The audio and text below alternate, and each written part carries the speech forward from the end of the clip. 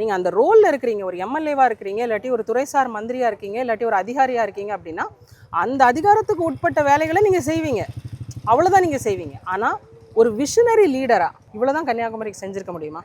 21 லட்சம் டூரிஸ்ட் எங்களுடைய கன்னியாகுமரி மாவட்டத்துக்கு வராங்க இயர் ஆன் இயர். ஏன் 1 கோடி அவங்களால மாற்ற முடியாதா? அதுக்கான கட்டமைப்புகள் இங்கே உருவாக்கியிருக்கீங்களா நீங்கள்? இப்போ வந்து நீங்கள் எலெக்ஷனில் நிற்க போகிறீங்க, மக்களுக்கு எதுவும் நீங்கள் சொல்ல விரும்புகிறீங்களா?